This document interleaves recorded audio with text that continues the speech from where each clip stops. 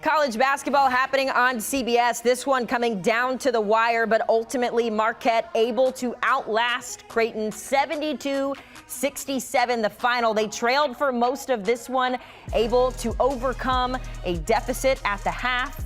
As you take a look at that box score, we're going to get into this one and what happened as we welcome in a very special guest from out in Milwaukee. We welcome in Bill Raptor, who was on the call for this one. Bill, I want to talk about Marquette first. They played catch up for most of this game. They were trailing by 2 at the break, finally able to break through about halfway through the second. What did you see that changed for that Golden Eagles roster that was able to propel them to the victory? Well, I think they created havoc with their defense. Speaking of havoc, VCU, of course, Shaka's old stomping grounds, but defensively they were extraordinary. And you throw in Sean Jones, who was just exceptional. Always talking about his defense because he's disruptive. They got some runouts because of him. And then conversely, he started making some threes, getting to the rim. Just a great afternoon, a great performance by him. Yeah, before this one, they were 1-3 when trailing at the half. So good for them to overcome that deficit. Let's talk about Creighton next. Because the Blue Jays hung tough to the very end. They just couldn't seem to finish. They now fall to 0-2 in Big East play. But despite this loss, what did we learn about this Creighton team? Well, offensively, they've always been just beautiful to watch. And the disruption by Marquette caused some terrific problems. They just couldn't get into their schemes. Late shot clock violations. Didn't get good opportunities on a consistent basis. It just was not Creighton type of basketball. Counter that with not as many fast breaks and open floor looks, and it just took their scheme away. It was really a struggle to get in their motion. Clark Brown there, who I thought could have been a little more effective, never got the ball in the right spot, or did they get it to him when he was in the right spot? So offensively for them, not that I'm shocked, but Marquette is such a good defensive team. They throw you out of your schemes, and Creighton has always been able to counter that with so many different options on the offensive end. And other than Shireman on a consistent basis, they really didn't have that today. Yeah, Shireman had a pretty big game. As for these two, they will not play again until March of next year, which obviously a lot will change between now and then. But looking ahead for these two teams, what can we expect? And we'll start with Marquette here. What can we expect out of them in the coming weeks? Well, I think both teams, they're top teams in the country. They're just a special level of basketball teams, and it was a fist fight today, a very competitive game. So I would expect them both to be in the NCAA tournament and be a factor in the NCAA tournament. All right, Bill. Well, such an exciting game. Thanks so much for taking the time out to chat with us after this one, and we wish you a Happy New Year as well. You as well. Take care. Bye-bye now. So you heard Bill there kind of giving us a preview of what to expect in the coming weeks for both of these squads. You're getting a look at the upcoming schedule for both teams, Creighton on your left, Marquette on the right. Things that stand out to me here, both of these teams will have to take on St. John's. Marquette will be on the road for that one, while Creighton will be at home. And a couple of top 25 matchups for Creighton as well in the coming weeks. So certainly a tough slate of basketball coming in the near future.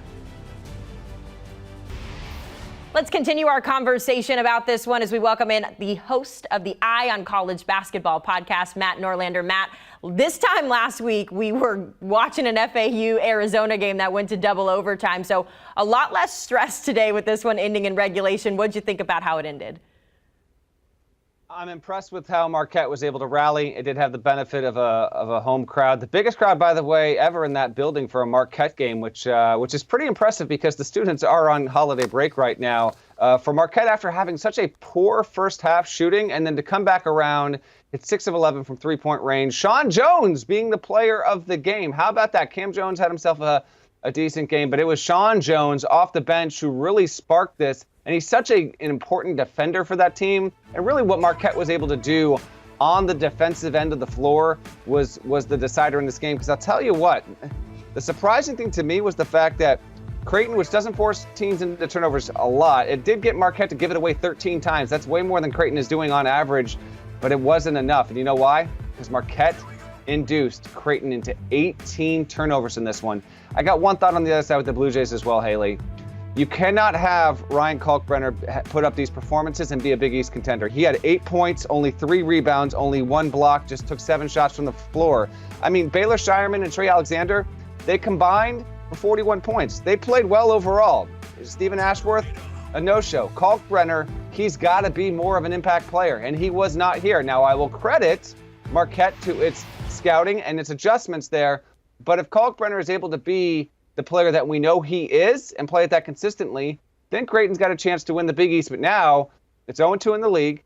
It's dropped 3 of its past 4, and they've been viable opponents. These are understandable losses. The UNLV one's a little bit weird, but the Mountain West is just roaring to at least 4 NCAA tournament bids. We'll see if Vegas is one of those or not. But Creighton still has some stuff to figure out. I agree. We just spoke with Bill Raftery. I do think both of these are high-end teams, but Creighton will not be ranked when the polls refresh on Monday, nor does it deserve to be. Greg McDermott's a good coach. He'll get it figured out, but there's plenty to figure out, even if a road loss is relatively understandable against Marquette in the big picture. Yeah, I was just looking down at the box score as you were talking, looking at some of those point totals. Very lopsided for Creighton in terms of who was scoring the points. These two teams in general, I want to talk about them, and I know that the tournament is so far away, but now that you've seen these two match up, when it comes to the Big East, how does the tournament picture kind of play out now that we've seen two of the top teams, at least in history, competing? Yeah. So in terms of the Big East and where these two teams fit overall, right now, I mean, across the board, UConn sets up as the best team in the league right now. Marquette is a very close number 2. And then there's some debate. Should it be Creighton number 3?